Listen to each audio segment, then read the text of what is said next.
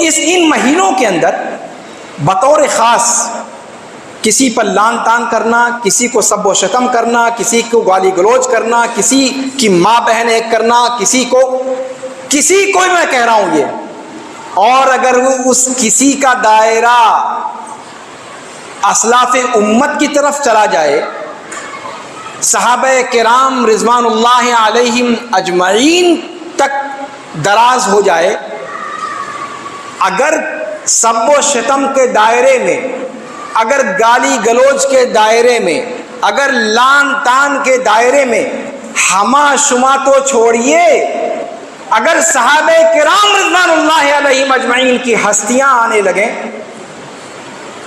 تب کیا خیال ہے آپ کا؟ اس کی شدت کا عالم کیا ہوگا؟ اس کی حرمت کا عالم کیا ہوگا؟ اس کے گناہ کی عظمت کا عالم کیا ہوگا؟ اللہ رحم کرے، ہم میں سے کچھ نادان نہ جانے کس دنیا میں رہتے ہیں اور کس دھرتی پر سانس لیتے ہیں کہ انہیں یہ سب چیزیں سوجتی نہیں ہیں اور کوئی بتانے والا بتاتا نہیں ہے۔ اپنا نامہ اعمال کس درجہ وہ سیاہ کرتے چلے جاتے ہیں، کاش موت سے پہلے انہیں اس کا شعور ہو جائے۔ اب محرم کے اندر جو رسوم و رواج منائے جاتے ہیں، جو تعزیہ بنایا جاتا ہے، جو سب و شتم کیا جاتا ہے، عثمان رضی اللہ تعالیٰ عنہ کو، معاویہ رضی اللہ تعالیٰ عنہ کو، یا یزید کو، یا پھر صحابہ کرام میں سے اور صحابہ کرام کو جانے انجانے میں جو برا بھلا کہا جاتا ہے، جو گالیاں دی جاتی ہیں، یہ ساری کی ساری گالیاں ہمارے اپنے اوپر لعنت کا طوق بننے والی ہیں۔ اہل سنت میں سے بھی بہت سارے افراد اس چیز کو کرنے کے گنہگار ہیں، بہت سارے کتاب و سنت کے شیدائی اپنے آپ کو کہنے والے، ان کے یہاں بھی اس قسم کی کچھ غلط فہمیاں پائی جاتی ہیں۔ حسین رضی اللہ تعالیٰ عنہ کے حوالے سے ایک بات میں آپ کو کان کھول کر کہتا ہوں، سن لیجئے۔ حسین رضی اللہ تعالیٰ عنہ وہ صحابہ میں افضل صحابی نہیں تھے، ان کا جو مقام اللہ نے دیا ہے وہ صحبت کی وجہ سے دیا ہے، اہل بیت کی وجہ سے نہیں دیا۔ اہل بیت کی وجہ سے اگر حسین کا کوئی مقام ہوتا تو ابو لہب اور ابو جہل کا بھی ہونا چاہیے تھا، لیکن ابو لہب اور ابو جہل کو آپ اور ہم لعنت کرتے ہیں۔ تبت یدا ابی لہب وتب، قرآن کے اندر ہم پڑھتے ہیں، کیا بھول جاتے ہیں کہ اللہ کے رسول کے خاندان کا تھا، اللہ کے رسول کا چچا تھا بھائی؟ ابو جہل کو لعنت کرتے ہوئے آپ کی زبان جھجکتی نہیں ہے؟ اگر خاندان باعث امتیاز ہوتا تو پھر اس پر لعنت کیوں بھیجی جا رہی ہے؟ اس کا مطلب یہ ہے خاندان سے ہونا یہ باعث عزت و شرف نہیں ہے۔ اگر باعث عزت و شرف ہے تو ان کا صحابی ہونا ہے، اور جب صحابی ہونا باعث عزت و شرف ہے تو پھر صحابہ میں حسین رضی اللہ عنہ کا مقام سارے صحابہ سے برتر نہیں ہے۔ اس چیز کو دھیان میں رکھیے۔ حسین کی بات کرتے ہوئے اگر ابو بکر کی شان میں گستاخی ہوتی ہے، حسین کی بات کرتے ہوئے اگر عمر کی شان میں گستاخی ہوتی ہے، حسین کی بات کرتے ہوئے اگر عثمان کی شان میں گستاخی ہوتی ہے، حسین کی بات کرتے ہوئے اگر ان کے باپ علی ابن ابی طالب رضی اللہ عنہ کی شان میں گستاخی ہوتی ہے، یقین مانیے حسین اس سے خوش کل نہیں ہوں گے، اور سب سے پہلے تھپڑ جڑنے والے آپ کو حسین خود ہوں گے کہ اے حق پر چلنے والوں، حق کا کلمہ پڑھنے والوں، کبھی اپنے آپ کو بے یار و مددگار نہ سمجھیو، تمہارا اللہ بھی وہی اللہ ہے جس نے بنو اسرائیل کو اتنے جاہو جلال والے لشکر کے سامنے نجات دی اور ان کو دھول چٹائی۔ حاضرین جمعہ، سامعین و سامعات، خرد و کلام، رب العالمین کی حمد و ستائش اور خاتم النبیین والرسل فدا ہو ابی و امی صلوات ربی و سلامہ علیہ پر صلاۃ و سلام کا نذرانہ پیش کرنے کے بعد آج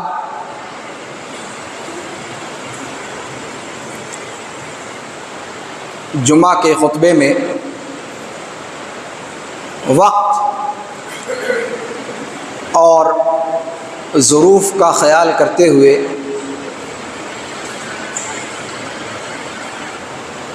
ماہ محرم اور ماہ محرم کے پہلے عاشرے میں مسلم سماج اور سوسائٹی کے اندر اس کے بعض طبقوں میں جو طوفان بدتمیزی ماتم کے نام پر، عزاداری کے نام پر، تعزیہ کے نام پر، سب و شتم کے نام پر، تبرہ بازی کے نام پر، سینہ کوبی کے نام پر، لغم و شتم کے نام پر جو افعال شنیعہ انجام دیے جاتے ہیں، اور تاریخ اسلامی کے سب سے مقدس گروہ پر کیچڑ اچھالنے کو جس طریقے سے محبت حسین کے پردے میں جائز ٹھہرانے کی کوشش کی جاتی ہے، اس موضوع پر کچھ گفتگو آپ حضرات کے سامنے پیش کرنے کا ارادہ ہے۔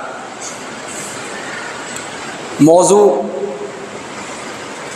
ٹھنڈے دل سے غور و فکر کرنے کا ہے۔ ایک طرف یہ موضوع ایک سچے کلمہ گو کے تن بدن میں آگ لگا دینے والا بھی ہے، لیکن جذبات کی شدت کو انگیخت کرنے کے بجائے ذرا سا اس پر ٹھنڈے دل سے ہم آج غور کرنے کی کوشش کریں گے۔ ہم اور آپ سبھی جانتے ہیں کہ ماہ محرم اسلامی کیلنڈر کا پہلا مہینہ ہے۔ حضرت عمر بن الخطاب رضی اللہ تعالی عنہ وارضاہ نے جب ہجری کیلنڈر کا انتخاب کیا، جو اسلامی تاریخ کا ایک سب سے زبردست واقعہ کہا جا سکتا ہے، اسلامی کیلنڈر کو جاری کرنا، اور یہ سنت اللہ رب العالمین نے عمر بن الخطاب رضی اللہ تعالی عنہ کے کھاتے میں رکھی۔ انہی کو یہ توفیق اللہ رب العالمین نے عطا کی کہ جس طریقے سے ہر قوم کا اپنا کیلنڈر ہے، اس طریقے سے مسلمانوں کا بھی اپنا ایک کیلنڈر ہونا چاہیے۔ اس کی ایک تاریخ ہے، اس کی تفصیل کے لیے مستقل خطبے کی ضرورت ہے۔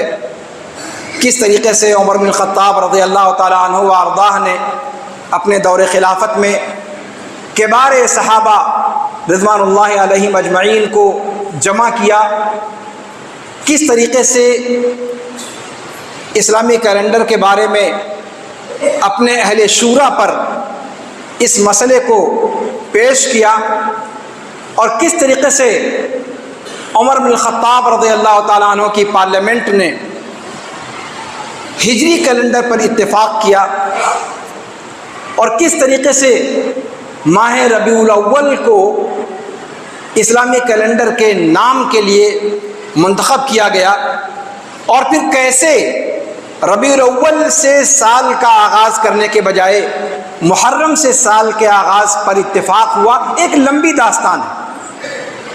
بہرحال جو کیلنڈر عمر بن الخطاب رضی اللہ تعالیٰ عنہ نے صحابہ کرام رضوان اللہ علیہم اجمعین کے اتفاق رائے سے ترتیب دیا، وہی کیلنڈر ہجری کیلنڈر کے نام سے جانا جاتا ہے، اور یہ کیلنڈر ہر کلمہ گو کو اپنی زندہ جاوید تاریخ کی یاد دہانی کرتا ہے، اور ہر آنے والا نیا سال مسلمانوں کی قربانیوں کو، مسلمانوں کی ان داستانوں کو جو انہوں نے اسلام کے آغاز میں اپنے اہل و عیال کو چھوڑ کر، اپنے گھر بار کو چھوڑ کر، اپنی جائیداد کو چھوڑ کر، اپنی خواہشات نفس کو تج کر مدینہ طیبہ کی طرف جو ہجرت کا عزم کیا تھا، یہ کیلنڈر ہمیں اس انسانی تاریخ کے سب سے سنہرے واقعے کی طرف ہماری توجہ کو مرکوز کرتا ہے، جس کے اندر از اول تا آخر دروس اور عبر بھرے پڑے ہیں، جن پر گفتگو میرا موضوع نہیں ہے۔ اور یہ اس ہجری کیلنڈر کا پہلا مہینہ ہے۔ پچھلے ہفتے بھی آپ نے ماہ محرم کے حوالے سے کچھ گفتگو سنی ہوگی۔ سب سے پہلی بات تو یہ کہ سال کا یہ پہلا مہینہ پچھلے سال کے 12ویں مہینے سے کچھ چیزوں میں اشتراک رکھتا ہے۔ آپ جانتے ہیں اللہ رب العالمین نے 12 مہینوں میں 4 مقدس مہینوں کو شمار کیا ہے۔ 4 مہینوں کو اللہ رب العالمین نے مقدس اور حرمت والا مہینہ بتلایا ہے، جن میں ذوالقعدہ، ذوالحجہ اور محرم، یہ 3 مہینے لگاتار ہیں۔ 2 مہینے جو پچھلے سال کے ہیں آخر کے، اور نئے سال کا پہلا مہینہ۔ یہاں سے آپ دیکھیں کہ کس طریقے سے شریعت نے پچھلے سال اور اگلے سال کے مہینوں کو جوڑ کر دکھایا۔ نیا سال پچھلے سال سے مکمل طور پر کٹ کر کے کوئی الگ چیز نہیں ہے، کہیں نہ کہیں اس کے ٹانکے اور کہیں نہ کہیں اس کا سلسلہ پچھلے سال سے جڑا ہوا ہے۔ حرمت اور مقدس تقدس والے مہینوں میں اللہ رب العالمین نے اس مہینے کا بھی شمار کیا ہے۔ ان عدۃ الشہور عند اللہ 12 شہرا فی کتاب اللہ یوم خلق السماوات والارض منها 4 حرم۔ مہینوں کی تعداد اللہ رب العالمین کے نزدیک 12 ہے، جن میں، اور یہ تعداد 12 اس دن سے ہے جس دن سے اللہ رب العالمین نے آسمان و زمین کی تخلیق کی تھی، اور ان 12 مہینوں میں سے 4 مہینے حرمت کے ہیں۔ حرمت کے ہیں کیا مطلب ہوتا ہے؟ حرمت کے ہیں یعنی سال کے یہ 4 مہینے جن کو اللہ رب العالمین نے حرمت کے مہینے بتلایا ہے، ذوالقعدہ، ذوالحجہ، محرم، 3 مہینے لگاتار، اور اس کے بعد درمیان کا ایک مہینہ رجب، یہ کل ملا کر 4 مہینے ہیں۔ ان 4 مہینوں کو اللہ رب العالمین نے حرمت اور تقدس والا مہینہ بتلایا ہے، اور ان مہینوں میں بطور خاص اللہ رب العالمین نے حکم دیا فَلَا تَظْلِمُوا فِيهِنَّ أَنفُسَكُمْ۔ مفسرین کہتے ہیں کہ اللہ رب العالمین نے جہاں پر سال کے 12 مہینوں کی تعداد بتلائی ہے، وہیں پر کہا کہ فَلَا تَظْلِمُوا فِيهِنَّ أَنفُسَكُمْ۔ اس کا 2 مفہوم لیا جا سکتا ہے۔ ایک تو یہ کہ اللہ رب العالمین نے آسمان و زمین کی تخلیق کے وقت ہی سے مہینوں کی تعداد 12 بنائی ہے، اور ان 12 مہینوں میں سے کسی بھی مہینے میں تم لوگ آپس میں ایک دوسرے پر ظلم اور زیادتی نہ کرو۔ اس لیے کہ ظلم اور زیادتی ایسا نہیں ہے کہ کسی ٹائم پیریڈ میں جائز ہے، کسی ٹائم پیریڈ میں ناجائز ہے۔ ظلم تو ظلم ہے، وہ جب بھی کیا جائے گا وہ ناجائز ہوگا۔ تو مفسرین نے ایک معنی یہ لیا ہے کہ فلا تظلموا فیہن انفسکم، کہ ان 12 مہینوں میں ایک دوسرے پر ظلم نہ کرو. پھر 12 مہینوں میں ظلم نہ کرو تو پھر 13واں مہینہ ہے ہی نہیں، تو ظلم کرے گا کب انسان؟ یعنی مقصد یہ ہے کہ ظلم کرو ہی نہ، اس لیے کہ 13واں مہینہ اپنے باپ کے یہاں سے بھی نہیں لا سکتے. اور ان 12 مہینوں کے اندر اللہ تعالیٰ کہتا ہے کہ ظلم نہ کرو، یعنی مقصد یہ ہے کہ ظلم سرے سے کرو ہی نہ. ایک معنی یہ بھی بیان کیا گیا ہے. دیگر مفسرین کہتے ہیں کہ نہیں، اللہ رب العالمین نے 12 مہینوں کا ذکر کرنے کے بعد 4 مہینوں کا آگے ذکر کیا ہے کہ ان میں ان 12 مہینوں میں 4 مہینے حرمت اور تقدس والے ہیں. ان 4 مہینوں میں بطور خاص ظلم تو ویسے ہی حرام ہے، الظلم ظلمات یوم القیامہ، جیسا کہ اللہ کے رسول صلی اللہ علیہ وسلم نے فرمایا کہ ظلم یہ قیامت کے دن تاریکی در تاریکی ہے، تاریکیوں کا ایک انبوہ ہے. جو جتنا ظلم کرے گا وہ اتنی 22 تاریکیوں کے اندر مبتلا ہوگا قیامت کے دن. تو ظلم ہے، وہ کبھی بھی محبوب نہیں ہے. لیکن ان 4 مہینوں میں رب العالمین فرماتا ہے کہ بطور خاص اگر کمبخت مارو، اپنے آپ کو ظلم سے نہیں بچا سکتے، تو کم سے کم ان 4 مہینوں میں تو صبر کر لو. یہ مقصد ہے. فلا تظلموا فیہن انفسکم. اور یہ چیز، یہ مضمون اللہ کے رسول صلی اللہ علیہ وسلم کی احادیث مبارکہ سے بھی سمجھ میں آتا ہے. ان 4 مہینوں کی حرمت بطور خاص اللہ کے رسول صلی اللہ علیہ وسلم نے بیان فرمائی. اس میں بطور خاص کسی پر ظلم کرنا، کسی کا حق مارنا، کسی کو چاٹا رسید کرنا، کسی کی پٹائی کرنا، کسی کا مال غصب کر لینا، کسی کی غیبت کرنا، کسی کی چغلی کرنا، کسی کی عزتوں سے کھلواڑ کرنا، ساری شکلیں ظلم کی جو بھی متصور ہو سکتی ہیں وہ سب کی سب ان 4 مہینوں میں بطور خاص حرام ہیں. عمومی طور پر حرام ہے، لیکن ان کی حرمت اور ان کی غلظت ان مہینوں میں اور زیادہ بڑھ جاتی ہے. آپ جانتے ہیں کہ اللہ رب العالمین نے زمان و مکان کو یکساں نہیں رکھا. جس طریقے سے اوقات کے اندر اللہ رب العالمین نے فرق کیا ہے، ظلم ویسے بھی نہ کرو، لیکن ان 4 مہینوں میں بطور خاص ظلم نہ ہونے دو. نہ ظلم کرو اور نہ کسی پر ظلم ہونے دو اپنی بساط بھر. یہ وقت کی تنگی، اس وقت میں بطور خاص اس ٹائم فریم کے اندر اپنے آپ کو کنٹرول کرو. اسی طریقے سے جگہ کے اعتبار سے بھی، جیسا کہ آپ سبھی جانتے ہیں، حرمین شریفین کے اندر اللہ رب العالمین نے بطور خاص منع کیا ہے. وہاں تو بلکہ یہ کہا کہ صاحب آپ درختوں کو بھی نہیں کاٹ سکتے، چیوٹی بھی نہیں مار سکتے. اس قسم کے احکام بھی بعض ظروف میں آئے ہوئے.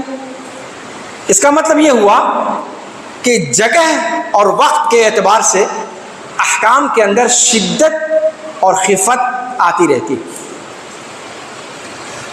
تو یہ حرمت کے مہینوں میں سے ایک مہینہ ہے.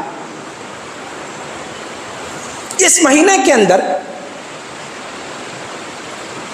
ایک اس کی افضلیت تو یہی ہے کہ اس مہینے کے اندر 4 مہینے جو حرمت والے ہیں ان میں سے ایک ہونے کی وجہ سے کسی پر ظلم کرنا، کسی کو گالی دینا، کسی پر لان تان کرنا یہ جائز نہیں ہے. اور کسی کو برا بھلا کہنا عام دنوں میں برا بھلا کہنے کے مقابلے میں ہزاروں گنا، لاکھوں گنا بڑھ کر کے ہے اس کی سزا اس مہینے کے اندر اگر اس کام کو کوئی کرتا ہے. دھیان دیجیے گا، میں اپنے موضوع سے ہٹا نہیں ہوں. جس موضوع پر مجھے بات کرنی ہے اسی موضوع کے تحت یہ ساری گفتگو میں کر رہا ہوں، اور شاید آپ سمجھ بھی رہے ہوں گے کہ میرا اشارہ کہاں پر ہے. تو ان مہینوں کے اندر بطور خاص کسی پر لان تان کرنا، کسی کو سب و شتم کرنا، کسی کو گالی گلوچ کرنا، کسی کی ماں بہن ایک کرنا، کسی کو کسی کو میں کہہ رہا ہوں یہ، اور اگر وہ اس کسی کا دائرہ اسلاف امت کی طرف چلا جائے، صحابہ کرام رضوان اللہ علیہم اجمعین تک دراز ہو جائے، اگر سب و شتم کے دائرے میں، اگر گالی گلوچ کے دائرے میں، اگر لان تان کے دائرے میں، ہما شما تو چھوڑیے، اگر صحابہ کرام رضوان اللہ علیہم اجمعین کی ہستیاں آنے لگیں، تب کیا خیال ہے آپ کا؟ اس کی شدت کا عالم کیا ہوگا؟ اس کی حرمت کا عالم کیا ہوگا؟ اس کے گناہ کی عظمت کا عالم کیا ہوگا؟ اللہ رحم کرے، ہم میں سے کچھ نادان نہ جانے کس دنیا میں رہتے ہیں اور کس دھرتی پر سانس لیتے ہیں کہ انہیں یہ سب چیزیں سوجتی نہیں ہیں اور کوئی بتانے والا بتاتا نہیں ہے۔ اپنا نامہ اعمال کس درجہ وہ سیاہ کرتے چلے جاتے ہیں، کاش موت سے پہلے انہیں اس کا شعور ہو جائے۔ اللہ رب العالمین ہم سب کو شعور کے ناخن لینے کی توفیق عطا فرمائے۔ اس مہینے کی ایک عظمت تو یہ ہے کہ یہ حرمت کا مہینہ ہے، دوسری عظمت یہ ہے کہ یہ اسلامی تقویم کا پہلا مہینہ ہے۔ اس مہینے کے پہلے عشرے کی آخری تاریخ میں، جسے ہم عاشورہ کے نام سے جانتے ہیں، 10 محرم کے نام سے جانتے ہیں، یہ اسلامی تاریخ کا سب سے خوشیوں بھرا دن ہے اور اسلامی تاریخ کا سب سے بڑا موقع ہے خوشیاں منانے کا۔ اور یہ خوشی صرف اسلام میں نہیں، اسلام سے پہلے یہودی مذہب کے اندر بھی منائی جاتی تھی، اور حضرت موسیٰ علیہ السلام اس دن کو خوشی کے طور پر منایا کرتے تھے۔ قوم یہود اس دن کو خوشی اور عید کے طور پر مناتی تھی۔ پھر جب اسلام آیا تو ہجرت کے پہلے سال اللہ کے رسول صلی اللہ علیہ وسلم نے بھی اس کو بطور عید منایا، اور عید منانے کی شکل یہ تھی کہ اس دن کو اللہ رب العالمین کے لیے شکرانے کے طور پر روزہ رکھ کر کے اس کو اللہ کے رسول صلی اللہ علیہ وسلم نے منایا۔ یہ دن خوشی کا دن کیوں ہے؟ اس کی ایک تاریخ ہے۔ قرآن کریم میں بنو اسرائیل کے واقعے کو تفصیل کے ساتھ اللہ رب العالمین نے ذکر فرمایا ہے۔ اللہ رب العالمین نے بنو اسرائیل کو، جو فرعون کے جبر و استبداد کے شکنجے میں پھنسے ہوئے تھے، فرعون کی غلامی کرتے تھے، فرعون ان پر پوری طریقے سے قابض تھا اور ان کے ساتھ غلاموں سے بھی بدتر سلوک کرتا تھا، ان سے وہ کام لیتا تھا جو حیوانوں سے، جو جانوروں سے بھی لیتے ہوئے ایک انسان شرمائے، جھجک محسوس کرے۔ وہ جبر و استبداد کی چکی میں بنو اسرائیل پس رہے تھے، ان کے لڑکوں کو زندہ درگور کیا جا رہا تھا، ان کے لڑکوں کو مارا جا رہا تھا، ان کے لڑکوں کو غلام بنایا جا رہا تھا اور مارا بھی جا رہا تھا، قتل کیا جا رہا تھا، اور ان کی بیٹیوں کو زندہ رکھ کر غلط مقاصد کے لیے ان کو استعمال میں لایا جاتا تھا، لونڈیاں بنایا جاتا تھا۔ بنو اسرائیل کی وہ داستان قرآن کریم نے بہت تفصیل کے ساتھ ذکر کی ہے۔ موسیٰ علیہ السلام کی بعثت کے بعد موسیٰ علیہ السلام نے فرعون کو نصیحت کی، فرعون کی بارگاہ میں، فرعون کے دربار میں کس طریقے سے معاملات پیش آئے، معجزات پیش کیے موسیٰ علیہ السلام نے۔ معجزات دیکھنے کے بعد بھی فرعون نے ہوش کے ناخن نہ لیے، مقدر اس کا تباہ ہونا تھا۔ جب فرعون نے فیصلہ کر لیا کہ بنو اسرائیل کو اب کسی کو بھی نہیں بخشے گا، اور فرعون نے پورے جاہو جلال کے ساتھ اپنے لاؤ لشکر کے ساتھ بنو اسرائیل کا پیچھا کیا، اور پھر بنو اسرائیل موسیٰ علیہ السلام کی قیادت میں مصر سے انہوں نے فرار اختیار کیا، اور جب دریا پر پہنچے تو اللہ رب العالمین نے حکم دیا موسیٰ علیہ السلام کو کہ اپنا ڈنڈا دریا پر مارو۔ موسیٰ علیہ السلام نے مارا، 12 راستے بن گئے، اور ہر راستہ ایک لمبی دیوار سے ڈھک گیا، اور ان راستوں پر بنو اسرائیل چل کر دریا پار ہوئے۔ لیکن جب یہ کام ہو رہا تھا، فرعون کا لشکر تیزی کے ساتھ بنو اسرائیل کو دبوچنے کے لیے ان کے سر پر پہنچ چکا تھا۔ حالت یہ تھی، قرآن نقشہ کھینچتے ہوئے کہتا ہے کہ فَلَمَّا تَرَاءَ الْجَمْعَانِ قَالَ أَصْحَابُ مُوسَىٰ إِنَّا لَمُدْرَكُونَ۔ جب دونوں گروہوں نے، دونوں لشکروں نے آپس میں ایک دوسرے کو دیکھا، لشکر دونوں کہنا شاید بہتر نہ ہو، اس لیے کہ ایک طرف دبے کچلے غلاموں کا ایک ٹولہ تھا اور دوسری طرف فرعون کا لشکر تھا۔ لشکر تو ایک ہی کہا جائے گا، ان مسکینوں کے پاس اپنی جان کے علاوہ تھا ہی کیا؟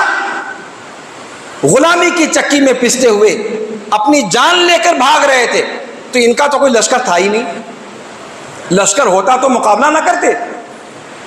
فلما ترا الجمعان، دونوں گروہوں نے جب ایک دوسرے کو دیکھا، فرعون اپنے جاہو جلال کے ساتھ تیزی کے ساتھ انہیں دبوچنے کے لیے آ رہا تھا۔ قال اصحاب موسیٰ انا لمدرکون، موسیٰ علیہ السلام کے ساتھیوں نے کہا کہ موسیٰ رہنے دو، مت دوڑاؤ، ہم تو دبوچ لیے گئے، دھر لیے گئے، انا لمدرکون۔ موسیٰ علیہ السلام اللہ کے برگزیدہ رسول تھے۔ قال کلا ان معی ربی سیہدین، ہرگز نہیں، ایسا ہو نہیں سکتا۔ جب اللہ نے مجھے یہ کہا ہے کہ تم اپنا ڈنڈا پھینکو اور راستہ بنے گا، اگر راستہ پار کروانا ہی نہیں تھا اللہ کو، تو پھر اللہ تعالیٰ نے یہ ہمیں کہا کیوں؟ اس کا مطلب ہے کہ اللہ تعالیٰ ہمیں نجات دینا چاہتا ہے، چاہے وہ جتنا قریب آ جائیں۔ اور تمہیں کیا پتا اس کا، ان لوگوں کا قریب آنا اپنی موت سے قریب آنا ہو۔ انا لمدرکون کہہ رہے ہیں موسیٰ علیہ السلام کے ساتھی، لیکن موسیٰ علیہ السلام نے کہا کلا، ایسا ہو نہیں سکتا، ہرگز نہیں۔ اس کے بعد موسیٰ علیہ السلام اور بنو اسرائیل نکل گئے، اور جیسے ہی بنو اسرائیل کا آخری فرد ادھر نکلا، ادھر فرعون کا لشکر اس پر اپنے قدم رکھ کر کے، اور نکلنے کے لیے وہ اسی پل پر یا اسی راستے پر اس کا لشکر بھی آ گیا۔ اللہ تعالیٰ نے ڈھیل دی، آتے رہو بیٹے، بڑھتے گئے بڑھتے گئے بڑھتے گئے، جب پورے کے پورے فرعون کے لشکر کا آخری سپاہی بھی جب اس راستے پر آ گیا، اللہ رب العالمین نے دریا کو حکم دیا، جیسے کہا تھا کہ ہٹ جا، ہٹ گیا، کہا مل جا، فرعون کے آخری لشکر، آخری فوجی سمیت ان سب کو لے کر کے غرقاب کر دیا، سمندر کا، دریا کا حصہ بنا دیا ان کو۔ یہ واقعہ انسانی تاریخ کا نمایاں ترین واقعہ ہے۔ اللہ رب العالمین نے بے سر و سامان، ہتھیاروں کے بغیر، چند مٹھی بھر افراد جن کی کوئی اوقات نہیں تھی، فرعون اور فرعون کے لشکر اور اس کے ساز و سامان کے مقابلے میں، اللہ رب العالمین نے دونوں کی نگاہوں کے سامنے انہیں ظفر یاب کیا اور انہیں جہنم رسید کیا۔ دونوں ایک دوسرے کو دیکھ رہے تھے، نگاہوں کے سامنے یہ سارا واقعہ ہوا۔ یہ انسانی تاریخ کا عظیم ترین واقعہ ہے جو آج بھی ہمیں اس بات کی یاد دلاتا ہے کہ اے حق پر چلنے والوں، حق کا کلمہ پڑھنے والوں، کبھی اپنے آپ کو بے یار و مددگار نہ سمجھیو، تمہارا اللہ بھی وہی اللہ ہے جس نے بنو اسرائیل کو اتنے جاہو جلال والے لشکر کے سامنے نجات دی اور ان کو دھول چٹائی۔ قرآن نے بڑا اچھا نقشہ بھی کھینچا ہے۔ وہ ایسا تھوڑی ہوا تھا کہ دریا کے ملنے کے ساتھ ہی وہ دوبارہ ابھر ہی نہیں سکے، ایسا نہیں ہوا تھا۔ ابھرتے ڈوبتے پھر مرے تھے۔ فرعون کی غرقابی کے واقعے کو قرآن کریم نے بہت تفصیل سے بیان کیا ہے۔ کہا کہ صاحب ڈوبتے ہوئے اس نے کہا کہ اے اللہ، اے موسیٰ اور ہارون کے رب، میں تجھ پر ایمان لاتا ہوں۔ اللہ تعالیٰ نے کہا کہ گدھے، اب ہوش میں آ رہی ہے؟ آلانا وقد عصیت قبل، اس کا مطلب یہ ہے کہ اس کمبخت کے ڈوبنے سے پہلے گفتگو بھی ہوئی تھی، موقع اتنا ملا تھا اس کو کہ قاعدے سے بنو اسرائیل کی نجات کو دیکھے، ان لوگوں کی نجات کو دیکھے جس کو وہ سمجھتے تھے کہ ہم ہاتھی ہیں اور وہ چونٹی ہے، جیسے چاہیں گے مسل کر رکھ دیں گے۔ ان کے آنکھوں کی خوشی، ان کے چہروں کی بشاشت، ان کے چہروں پر فتح مندی کی مسکراہٹ دیکھنے کے لیے اللہ نے اس کو زندہ رکھا تھا۔ جب اچھی طریقے سے ڈوبتے ہوئے بھی جل گیا حسد کی آگ میں، آپ نے پانی میں ڈوبے ہوئے جلتے ہوئے لوگوں کو کم دیکھا ہوگا، لیکن ذرا پوچھئے حضرت فرعون لعنہ اللہ کس آگ میں وہاں جل رہے تھے پانی میں ڈوبتے ہوئے؟ وہ آگ، اس کی جلن پانی بھی نہیں بجھا سکی۔ اس جلن میں رکھتے ہوئے اللہ رب العالمین نے اس حرام خور کو دریا برد کیا۔ الآن وقد عصیت قبل، کمبخت مارے اب ہوش میں آ رہا ہے، اس سے پہلے نافرمانیاں کرتا رہا، وکنت من المفسدین، اور فسادیوں میں سے تھا۔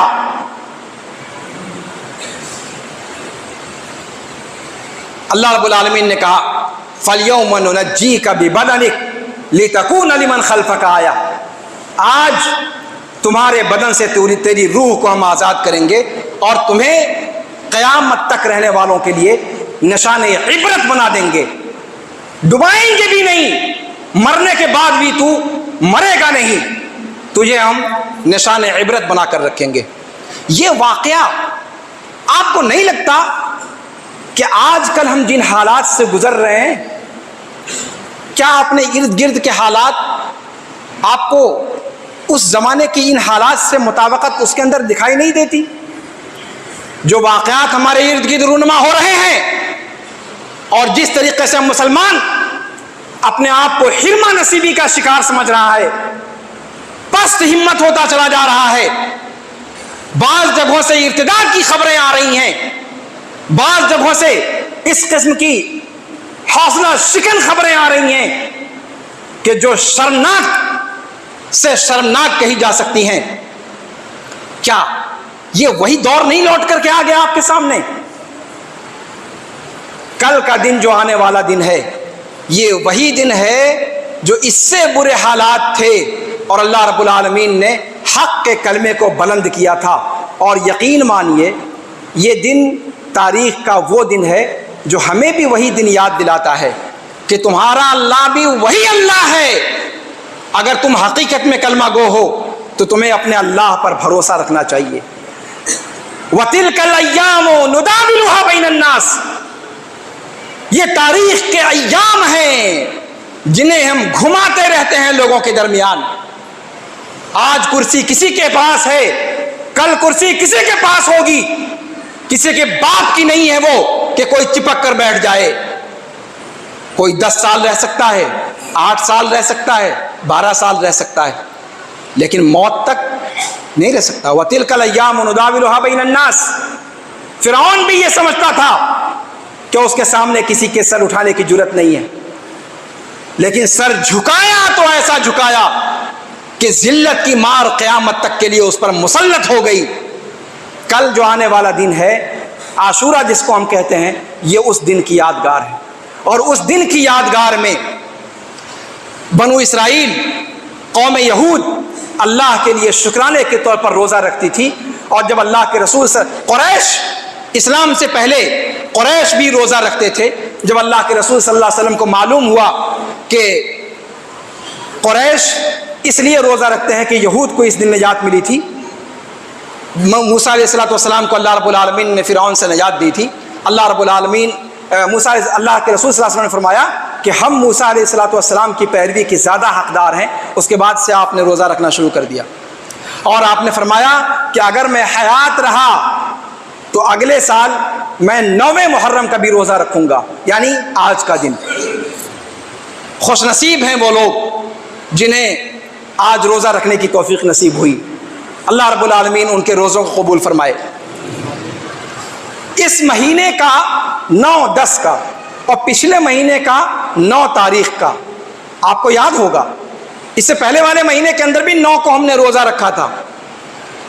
پچھلے مہینے کا جو 9 تاریخ کا روزہ تھا وہ 2 سال کے گناہوں کا کفارہ تھا، جسے یوم عرفہ کا روزہ کہا جاتا ہے. پچھلا سال اور موجودہ سال 2 سال کے گناہوں کا کفارہ یوم عرفہ کا روزہ جو پچھلا مہینہ گزرا ہے.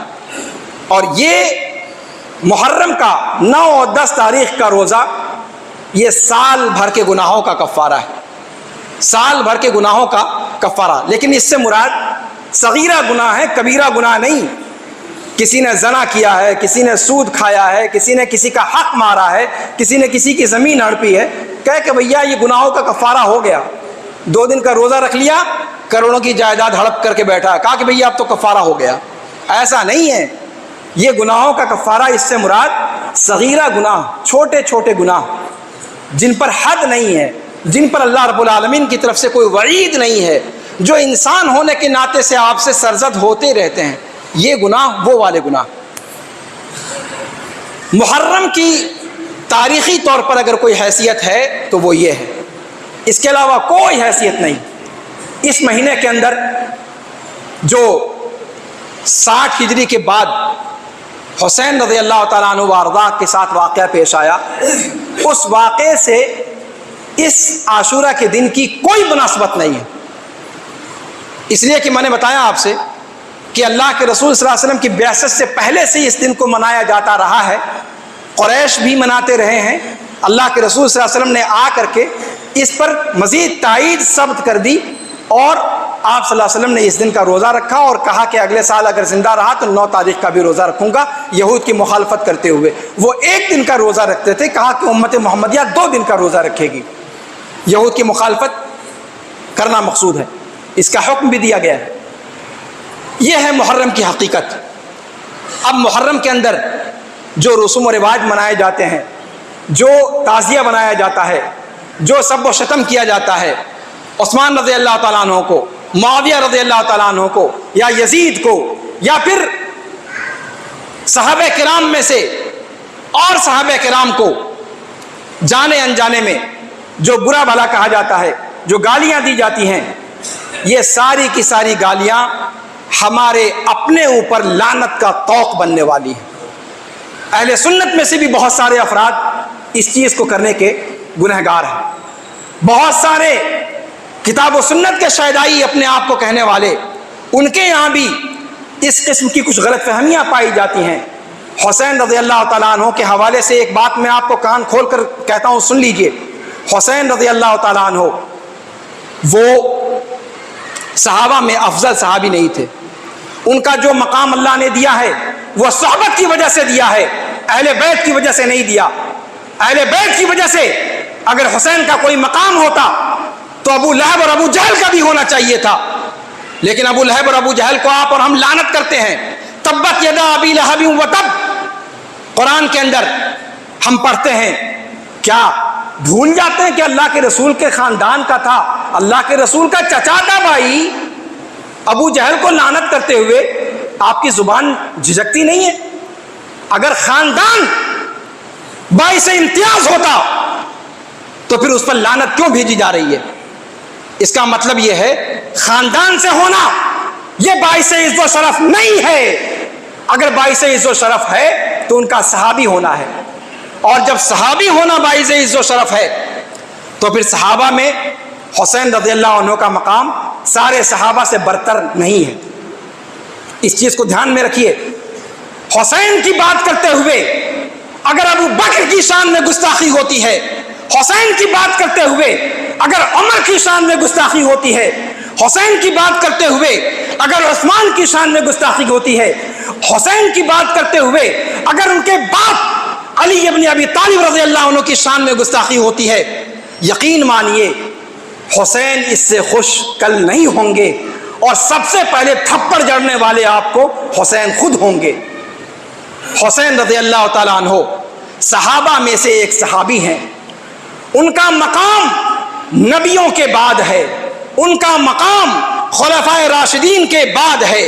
ابو بکر ان سے افضل ہیں، عمر ان سے افضل ہیں، عثمان ان سے افضل ہیں، علی ان سے افضل ہیں، اور وہ سارے صحابہ کرام جو جنگ بدر میں شریک تھے وہ سارے کے سارے حسین سے کہیں افضل ہیں.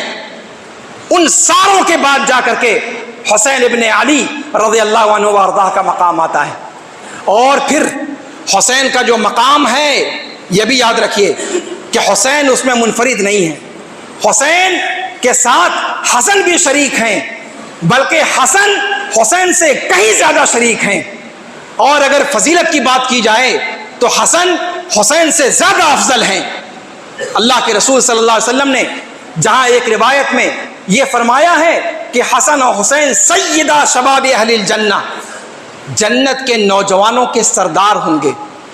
اس میں دونوں کی فضیلت یکساں ہے، اس میں دونوں برابر ہیں، لیکن حسن کے بارے میں جو فضیلت آئی ہے اس میں حسین شریک نہیں ہے. اللہ کے رسول صلی اللہ علیہ وسلم نے حسن رضی اللہ تعالیٰ عنہ کو اٹھا کر کے اور فرمایا تھا کہ میرا یہ بیٹا، اس کا وہ مقام ہے کہ جس کے ذریعے سے اللہ رب العالمین ملت اسلامیہ کے دو بٹے ہوئے دھڑوں میں آپس میں اصلاح کر دے گا. یہ میرا بیٹا ملت کا مصلح بنے گا. اور وہی ہوا. اس سال کو عام الجماعہ کہا گیا. معاویہ رضی اللہ تعالیٰ عنہ کے ہاتھ پر حسن رضی اللہ عنہ نے بیعت کی اور پوری ملت اسلامیہ ایک کلمے پر متفق ہو گئی. اور یہ حسن کا وہ ترہ امتیاز ہے، وہ تمغہ امتیاز ہے جو حسین کو بھی حاصل نہیں ہے. بات کرتے ہیں، مقام کو سمجھیے. جذبات، مذہب میں جذبات کی آمیزش نہ کیا جائے. اسلام جذبات کا نام نہیں ہے. دلیلوں کی بات کیجئے، اور دلیلوں کی روشنی میں اگر آپ دیکھیں گے تو آپ کو اندازہ ہوگا کہ حق کیا ہے اور باطل کیا ہے. شہادت کی بات کرتے ہیں. کیا حسین رضی اللہ تعالیٰ عنہ شہادت میں منفرد تھے؟ اس سے پہلے ان کے باپ شہید کیے گئے. اس سے پہلے ان کے بڑے بھائی حسن ابن علی ابن ابی طالب رضی اللہ تعالیٰ عنہ ایک قول کے مطابق زہر دے کر کے ان کو مارا گیا. اس سے پہلے ان سب سے افضل عثمان رضی اللہ تعالیٰ عنہ شہید کیے گئے.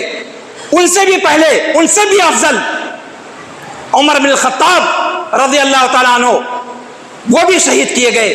اس سے بھی پہلے عمر بن الخطاب رضی اللہ تعالیٰ عنہ، ان کو شہید کیا گیا.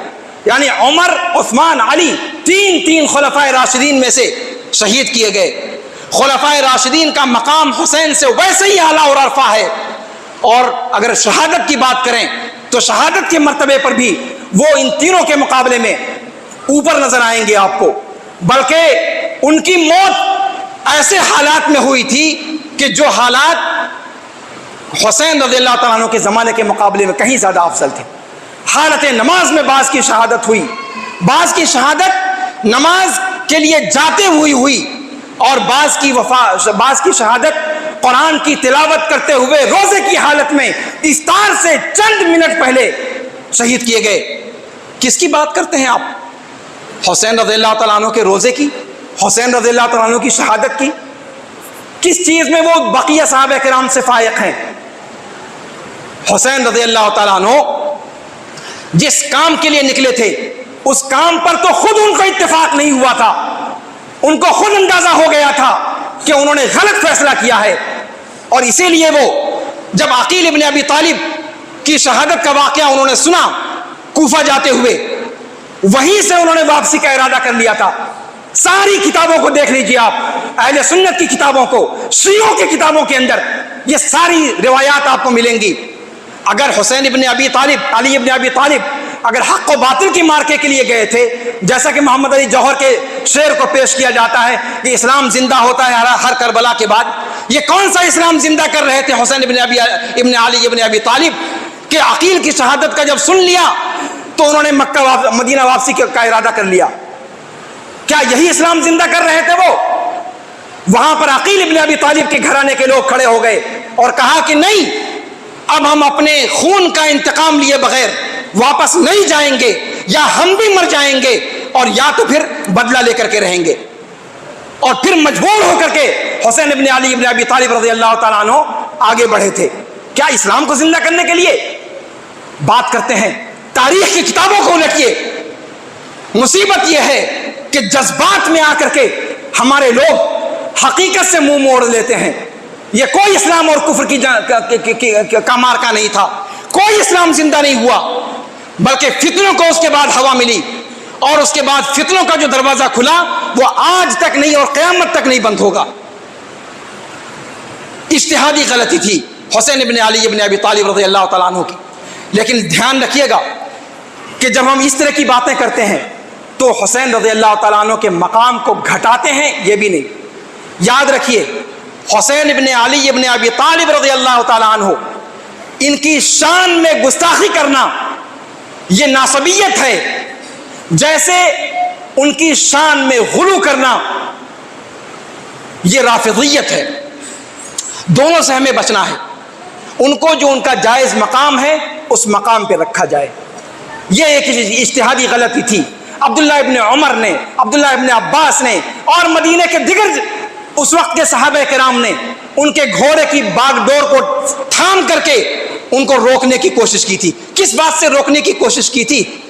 حق بات سے روکنے کی کوشش کی تھی. کیا یہ سمجھتے ہیں آپ کے صحابہ باطل پر اصرار کر رہے تھے کہ باطل پر ڈٹ جائیں وہ حق کو چھوڑ کر؟ کاش ہم نے شرعی نصوص کو اپنے سامنے رکھا ہوتا. عبداللہ بن عمر نے آخری وقت میں کہا تھا کہ حسین, میں ابھی سے تمہیں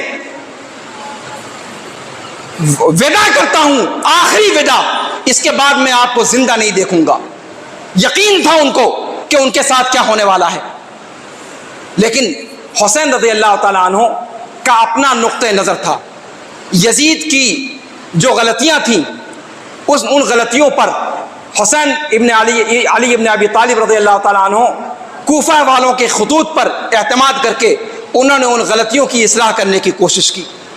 وہ ان کی اپنی مخلصانہ نیت تھی, اللہ تعالیٰ ان کو نیت پہ اجر دے گا. لیکن جو فیصلہ انہوں نے کیا وہ اجتہادی طور پر غلط تھا اور اس میں کوئی دو رائے نہیں.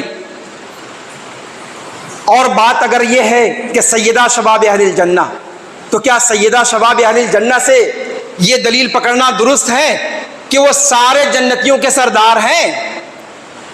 اگر کوئی یہ سمجھتا ہے تو اس سے بڑا بھولا کوئی نہیں. سیدہ شباب اہل الجنہ کا یہ مطلب نہیں ہے کہ جنت میں تو انبیاء بھی ہوں گے, جنت میں خود اللہ کے رسول بھی ہوں گے, جنت میں خلفائے راشدین بھی ہوں گے. تو کیا حسین اور حسن رضی اللہ تعالیٰ عنہما یہ سارے لوگوں کے سردار ہوں گے؟ کیا یہی مطلب اس حدیث کا ہے؟ آپ کہتے ہیں کہ جنت کے نوجوانوں کے, تو بھیا یہ بتائیے کہ جنت میں کوئی بوڑھا بھی ہوگا کیا؟ سب تو جوانی ہوں گے. تو جب سب جوان ہوں گے تو کیا مطلب اس کا ہوا کہ جتنے انبیاء ہیں, جتنے نبیین ہیں, جتنے صدیقین ہیں, جتنے شہداء ہیں, جتنے صالحین ہیں, ان سب کے سردار ہوں گے یہ؟ کسی نے یہ معنی نہیں بیان کیا. نوٹ کر لیجئے, اسلامی تاریخ شاہد ہے, کسی نے یہ معنی نہیں بیان کیا. انبیاء کرام کا مقام ان سے کہیں اعلیٰ اور عرفہ ہے, خلفائے راشدین کا مقام ان سے کہیں اعلیٰ اور عرفہ ہے. سیدہ شباب اہل الجنہ آپ اٹھا کر دیکھ لیں, مسند احمد کی روایت میں سندھی کے حاشیے کو دیکھ لیں, یا بخاری پر عینی کے حاشیے کو دیکھ لیں, یا اور شراح حدیث کو دیکھ لیں, حافظ ابن حجر کو دیکھ لیں, یا اور شارحین حدیث صاحب تحفہ علامہ مبارک پوری کی تحریر کو دیکھ لیں. اس کا مطلب یہ ہے کہ وہ اپنے زمانے کے نوجوانوں کے سردار ہوں گے. ان کے زمانوں میں جو نوجوان تھے ان نوجوانوں کے سردار ہوں گے. جس طریقے سے ابو بکر و عمر کے بارے میں کہا جاتا ہے کہ وہ جنت کے ادھیڑ لوگوں کے سردار ہوں گے. یہ مقصد ہے. یہ مقصد نہیں کہ ابو بکر و عمر سے بھی ان کا درجہ جنت کے اندر بڑھ جائے گا. نہ اس دنیا میں ان کا درجہ بڑھا ہوا تھا اور نہ جنت کے اندر ان کا درجہ بڑھا ہوا ہوگا. اور یہ اتفاق رائے ہے محدثین کا, کسی کا اس پر اختلاف نہیں ہے. اس لیے حسین رضی اللہ تعالیٰ عنہ کے مقام و مرتبے کو بیان کیا جائے, لیکن اس طریقے سے بیان کیا جائے جس طریقے سے نصوص کے اندر آیا ہوا ہے. اللہ رب العالمین ہمیں غلو اور مبالغے سے بچائے. اللہ رب العالمین ہمیں حق کا دامن تھامنے کی توفیق عطا فرمائے. اللہ رب العالمین ہمیں دین میں افراط و تفریط سے بچائے. اللہ رب العالمین ہمیں ہر ایک کے مقام و مرتبے کو سمجھنے کی توفیق اللہ رب العالمین توفیق عطا فرمائے. اللہ رب العالمین ہمیں اہل بیت کے حقوق کو سمجھنے کی توفیق عطا فرمائے. اور اللہ رب العالمین ہمیں صحابہ کرام رضوان اللہ علیہم اجمعین کے حقوق کو سمجھنے کی توفیق عطا فرمائے. اللہ رب العالمین ہمیں ناصبیت اور رافضیت دونوں سے اللہ رب العالمین ہمیں اپنی پناہ میں رکھے. اللہ رب العالمین ہمیں احقاق حق اور ابطال باطل کرنے والا بنائے. اللہ رب العالمین ہمارا حشر حسن اور حسین اور خلفائے راشدین اور نبیین صدیقین کے ساتھ ہم سب کا حشر فرمائے. اللہ رب العالمین ہمیں ان کے ساتھ اٹھائے. اللہ رب العالمین جنت میں ہمیں ان کی رفاقت نصیب فرمائے. اللہ رب العالمین ان سب نے جو اسلام کے لیے قربانیاں دیں, اللہ رب العالمین ان کی قربانیوں کو قبول فرمائے. اللہ رب العالمین صحابہ کرام کے نقش قدم پر چلنے والا ہم کو بنائے. صحابہ کرام کے درمیان تفریق کرنے والا نہ بنائے. ان میں سے بعض کے لیے دعا اور بعض کے لیے لعنت کرنے والا نہ بنائے. اللہ رب العالمین ہمیں قلم کی امانت کو, اپنے زبان کی امانت کو سنبھال کر استعمال کرنے کی توفیق عطا فرمائے. اللہ رب العالمین ہمیں چاہے عثمان غنی رضی اللہ تعالیٰ عنہ ہوں, چاہے کاتب وحی معاویہ اور مومنین کے ماموں معاویہ ابن ابی سفیان رضی اللہ عنہ وارضاہ ہیں, اللہ رب العالمین ان سب کے حقوق کو سمجھنے کی توفیق عطا فرمائے. اللہ رب العالمین ہمیں صحابہ کرام رضوان اللہ علیہم اجمعین کے درمیان جو جھگڑے ہوئے ان جھگڑوں میں ہمیں پڑھنے سے بچایا, تو آج اللہ رب العالمین ان کے معاملات میں ٹانگ اڑانے والا نہ بنائے. اللہ رب العالمین ہماری زبانوں کو کنٹرول کرنے کی توفیق عطا فرمائے. اللہ رب العالمین ہم میں سے جو لوگ بیمار ہیں انہیں شفایابی عطا فرمائے. ہم میں سے جو لوگ قرضدار ہیں ان کے قرض کی ادائیگی کی سبیل پیدا فرما دے. ہم میں سے جو لوگ جن لوگوں کے گھروں میں لڑکیاں شادی کے انتظار میں ہیں, اللہ رب العالمین ان کے اچھے رشتے ملا دے. اللہ رب العالمین ہم میں سے جن کی جو بھی جائز ضروریات ہیں, جن میں اللہ رب العالمین کی خوشنودی اور ہمارے لیے اور حاجت مندوں کے لیے اس میں بہتری ہے, اللہ رب العالمین ان کی ضروریات کی تکمیل کے اسباب مہیا فرما دے. جب تک زندہ رکھے اسلام پر زندہ رکھے, اور جب ہمارا خاتمہ ہو تو خاتمہ بالخیر ہو. اقول قولی ھذا واستغفر اللہ لی ولکم ولسائر المسلمین فاستغفروه من كل ذنب انه هو الغفور الرحیم. مشرب مہر و وفا ہے مسلک اہل حدیث, جادہ صدق و صفا ہے مسلک اہل حدیث.